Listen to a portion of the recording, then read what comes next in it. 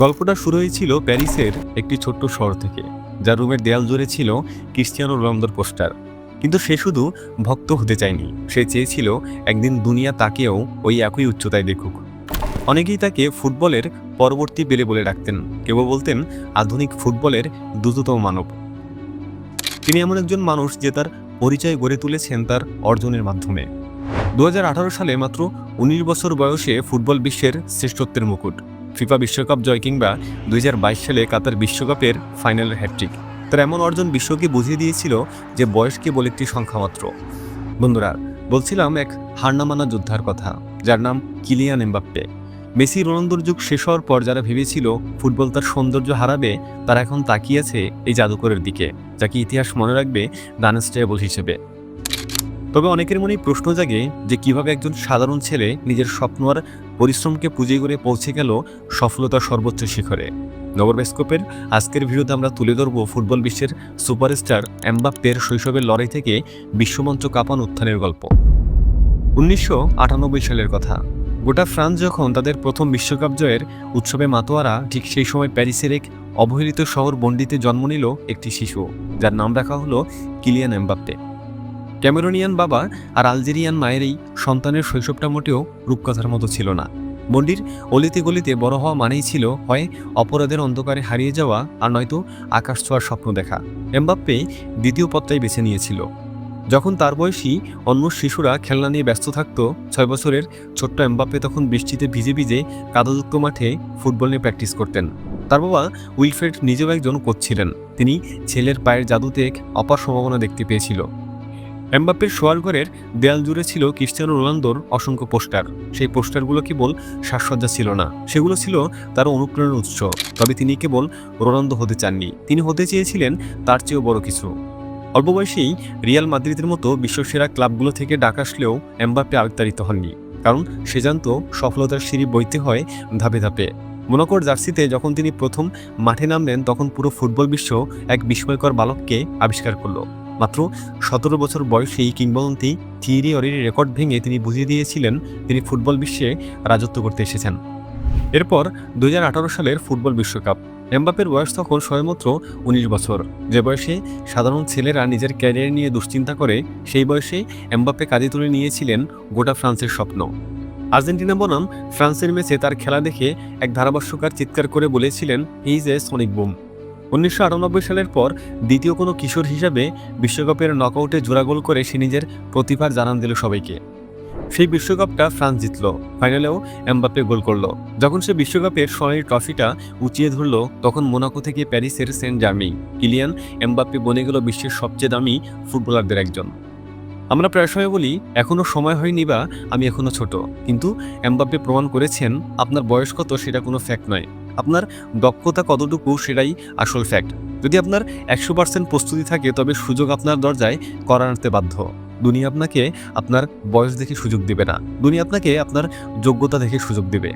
তো যা বলছিলাম, পরের বিশ্বকাপ অর্থাৎ 2022 সালের ফুটবল বিশ্বকাপ। সেই বিশ্বকাপেও ফ্রান্স ফাইনালে পৌঁছে গেল। ফাইনালে তাদের প্রতিপক্ষ আর্জেন্টিনা। ফুটবল বিশ্বের অন্যতম এক লিজেন্ড লিওনেল মেসি, যিনি তার জানপ্রাণ দিয়ে আর্জেন্টিনাকে শিরোপা এনে দিতে মরিয়া হয়ে রয়েছে। দুই মহাতারকার লড়াইয়ে লুসের স্টেডিয়াম মুখরিত হয়ে আছে। তবে ম্যাচের 80 মিনিট পর্যন্ত পৃথিবী ভেবেছিল এমবাপ্পে হেরে যাবে। কিন্তু পরবর্তী 97 সেকেন্ড, যাকে বলা হয় ফুটবল ইতিহাসের সবচেয়ে নাটকীয় 97 সেকেন্ড, এই 97 সেকেন্ডে এমবাপ্পে পুরো বিশ্বকে স্তব্ধ করে দিলেন। একটানা দুটো গোল করে স্কোর সমতায় নিয়ে আসলেন। এরপর এক্সট্রা টাইমের 108তম মিনিটে আর্জেন্টিনা যখন আবার এগিয়ে গেল, তখন সবাই ধরে নিয়েছিল যে আর্জেন্টিনাই শেষমেশ জিতে যাবে। হ্যাঁ, আর্জেন্টিনাই সেদিন জিতেছে, কিন্তু এমবাপ্পে তাদের এত সহজে জিততে দেননি। 118তম মিনিটে তিনি আরও একটি গোল দিয়ে বসলেন, যা খোদ মেসিকেই স্তব্ধ করে দিয়েছিল। সব মিলিয়ে একে একে 3টি গোল, বিশ্বকাপের ফাইনালে হ্যাটট্রিক। 66 বছর আগে পৃথিবী শেষবার এমন কিছু দেখেছিল। এক হাতে তিনি 11 জন আর্জেন্টিনার গ্যালারির হাজার হাজার সমর্থকদের বিরুদ্ধে লড়েছিলেন। স্রষ্টা হয়তো সেদিন অন্য কাউকে জেতাতে চেয়েছিল, কিন্তু এমবাপ্পে যা দেখিয়েছিল তা কখনোই ভুলবার মতো নয়। সেদিন ট্রফিটা লিওনেল মেসির হয়েছিল, কিন্তু সেই রাতটা ছিল কিলিয়ান এমবাপ্পের। কখনো কখনো হেরে গিয়েও যে জিতে যাওয়া যায়, এমবাপ্পে সেদিন সেটাই প্রমাণ করেছিলেন। আপনার জীবনেও হয়তো এমন দিন আসবে যখন আপনি আপনার সেরাটা দেবেন, হ্যাটট্রিক করবেন, সব প্রতিকূলতাকে জয় করবেন, তবুও ট্রফিটা হয়তো আপনার হবে না। কিন্তু মনে রাখবেন, ফলাফল আপনার হাতে নেই, কিন্তু লড়াইটা আপনার হাতে আছে। এমবাপ্পের সেই বিষণ্ণ মুখ আমাদের শেখায় ভেঙে পড়া সহজ, কিন্তু আবার উঠে দাঁড়ানোই হলো আসল চ্যাম্পিয়নের পরিচয়। ইতিহাস বিজয়ীদের মনে রাখে ঠিকই, কিন্তু পৃথিবী চিরকাল কুর্নিশ জানায় সেই যোদ্ধাদের যারা হার নিশ্চিত জেনেও লড়াই থামায়নি। উদাহরণ হিসেবে 2021 সালের ইউরো কাপের সেই রাতটার কথা ভাবুন। সুইজারল্যান্ডের বিপক্ষে পেনাল্টি মিস করলেন এমবাপ্পে। এক মুহূর্তে তিনি হয়ে গেলেন খলনায়ক। পুরো ফ্রান্স জুড়ে তাকে নিয়ে ট্রল করা হলো, এমনকি তাকে বর্ণবাদের শিকারও হতে হলো। অনেকেই তখন ভেবেছিল এমবাপ্পে হয়তো ভেঙে পড়বেন, এমনকি তিনি নিজেও ভেবেছিলেন ফুটবল ছেড়ে দেবেন। কিন্তু শেষমেশ কোনো ভুল সিদ্ধান্ত না নিয়ে আবারও মাঠে ফিরে গেলেন। তবে তখন তার লড়াইটা ছিল আরও কঠিন। একদিকে বিশ্বের অন্যতম একটি বড় ক্লাব রিয়াল মাদ্রিদের ডাক, যাদের সাদা জার্সি গায়ে জড়ানো ছিল তার ছোটবেলার স্বপ্ন। অন্যদিকে নিজের শহর প্যারিস, যেখানে খোদ ফ্রান্সের প্রেসিডেন্ট এমানুয়েল মাখো তাকে অনুরোধ করেছেন থেকে যাওয়ার জন্য। ভাবুন তো, 23 বছর বয়সে একজন তরুণের উপর তখন মানসিক চাপটা কোন পর্যায়ে ছিল। অবশেষে পুরো ফুটবল বিশ্বকে চমকে দিয়ে এমবাপ্পে ঘোষণা করলেন তিনি রিয়াল মাদ্রিদে যাচ্ছেন না, তিনি পিএসজিতেই থেকে যাচ্ছেন। যা শুনে মানুষ তাকে নিয়ে সমালোচনা করলো, টাকার লোভী বলল। কিন্তু এমবাপ্পের লক্ষ্য ছিল অন্য কিছু। তিনি চেয়েছিলেন নিজের শহরের ক্লাবকে ইউরোপের সেরা করতে। তিনি চেয়েছিলেন ফ্রান্সের ফুটবলের প্রতীক হয়ে থাকতে। টাকার চেয়েও তখন তার কাছে লিগেসি বা নিজের চিহ্ন রেখে যাওয়াটা ছিল বেশ গুরুত্বপূর্ণ। তবে তিনি জানতেন সমালোচকদের মুখ বন্ধ করার একমাত্র উপায় হলো গোল করা। তারপর তিনি একের পর এক রেকর্ড ভেঙে হয়ে ওঠেন পিএসজির ইতিহাসে সফলতম গোলদাতা। বন্ধুরা, আমাদের জীবনেও এমন সিদ্ধান্ত আসে, একদিকে ক্যারিয়ারের হাতছানি, অন্যদিকে পরিবার বা দেশের প্রতি দায়বদ্ধতা। এমবাপ্পে আমাদের শিখিয়েছেন সিদ্ধান্ত যাই হোক না কেন সেটাকে সঠিক প্রমাণ করার দায়িত্ব আপনার নিজের। যদি তিনি পিএসজি থেকে গোল না করতেন তবে লোকে তাকে মনে রাখত না। ঠিক তেমনি আপনি যে পথেই যান না কেন, কঠোর পরিশ্রম দিয়ে প্রমাণ করুন যে আপনার সিদ্ধান্ত ভুল ছিল না। তবে 7 বছরের নাটকীয়তা, প্রতীক্ষার হাজারো জল্পনা কল্পনার অবসান ঘটিয়ে কিলিয়ান এমবাপ্পে পা রাখলেন সেই জায়গায় যেখানে যাওয়ার স্বপ্ন তিনি ছোটবেলায় বন্ডের সেই ছোট্ট ঘরে বসে দেখেছিলেন, রিয়াল মাদ্রিদ, যাকে বলা হয় ফুটবলের শ্রেষ্ঠ জায়গা। বর্তমানে এমবাপ্পে শুধু একজন খেলোয়াড় নন, তিনি একটি গ্লোবাল ব্র্যান্ড। 25 বছর বয়সেই তিনি এমন এক উচ্চতায় পৌঁছেছেন যেখানে যাওয়ার জন্য অনেকে পুরো ক্যারিয়ার উৎসর্গ করে দেয়। পিএসজির ইতিহাসে সেরা গোলদাতা হিসেবে প্যারিসকে বিদায় জানিয়ে তিনি প্রমাণ করেছেন মাঝে মাঝে বড় স্বপ্ন পূরণের জন্য নিজের ঘর ছাড়ার সাহস দেখাতে হয়। ভিনিসিয়াস জুনিয়র, জুড বেলিংহাম আর রদ্রিগোদের সাথে এমবাপ্পে এখন তৈরি করেছেন এক নতুন গ্যালাক্টিকো। তার চোখ শুধু এখন গোল্ডেন বুটে নয়, বরং ফুটবলের সর্বোচ্চ সম্মান ব্যালন ডি'র উপর। মেসি, রোনালদোর পরবর্তী ফুটবল বিশ্বে এমবাপ্পে যে রাজত্ব করবে সেটা সকলের জানা। বর্তমানে তিনি শুধু চ্যাম্পিয়ন লিগ জিততে চান না, তিনি চান মাদ্রিদের ইতিহাসে আলফ্রেদো দি স্টেফানো বা ক্রিস্টিয়ানো রোনালদোর মতো একজন চিরস্থায়ী কিংবদন্তি হতে। জাতীয় দলের হয়ে তার লক্ষ্য আরও বড়। 2026 সালের বিশ্বকাপে তিনি যখন নামবেন তখন তিনি থাকবেন তার ক্যারিয়ারের সেরা সময়ে। তার লক্ষ্য ফ্রান্সকে আবারও বিশ্বের সেরা করা এবং পেলের পর দ্বিতীয় খেলোয়াড় হিসেবে 3টি বিশ্বকাপের ফাইনালে অংশ নেওয়া।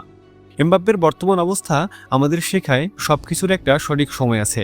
7 বছর আগেই তিনি মাদ্রিদে যেতে পারতেন, কিন্তু তিনি অপেক্ষা করেছেন, তিনি আরও নিজেকে তৈরি করেছেন। আমাদের জীবনেও অনেক সময় আমরা যা চাই তা পাই না, কিন্তু তার মানে এই নয় যে আমরা সেটা পাবো না। পরিশ্রম চালিয়ে যান, নিজেকে যোগ্য করে গড়ে তুলুন। আপনার সময় যখন আসবে তখন পুরো বিশ্ব আপনার আগমনের অপেক্ষায় করতালি দিবে। হয়তো আপনি জানেন না, মাত্র 11 বছর বয়সে এমবাপ্পেকে চেলসি রিজেক্ট করেছিল। তারা বলেছিল ছেলেটি প্রতিভাবান কিন্তু ডিফেন্স করতে জানে না। কিন্তু এমবাপ্পের মা সেদিন চেলসির কর্মকর্তাদের মুখের উপর বলে এসেছিলেন, আজ তোমরা ওকে নিচ্ছ না, কিন্তু কয়েক বছর পর ওকে কিনতে তোমাদের কয়েকশো মিলিয়ন খরচ করতে হবে। এমবাপ্পে সেই রিজেকশনকে অপমানের বদলে জেদ হিসেবে নিয়েছিলেন। তিনি সবাইকে বুঝিয়ে দিলেন, দুনিয়া আপনাকে রিজেক্ট করলে সেটা আপনার শেষ নয়, বরং নতুন করে শুরু করার একটা কারণ। বন্ডের সেই গলি থেকে বার্নাব্যুর এই রাজকীয় মঞ্চ। এমবাপ্পের এই যাত্রা আমাদের মনে করিয়ে দেয় যে স্বপ্ন দেখা ভালো, কিন্তু সেই স্বপ্নকে বাস্তবে রূপ দেওয়ার জন্য পৃথিবীর বিরুদ্ধে লড়াই করার সক্ষমতা থাকাও জরুরি। যদি আপনার ভেতরে সক্ষমতা থাকে তবেই আপনি সফল, তবেই আপনি আনস্টেবল। আজকের মতো এখানেই বিদায় নিচ্ছি। ভিডিওটি ভালো লাগলে একটা লাইক করতে ভুলবেন না। দেখা হচ্ছে পরবর্তী ভিডিওতে। ততক্ষণ পর্যন্ত সাবস্ক্রাইব করে নগর বায়োস্কোপের সাথেই থাকুন। Thanks for watching.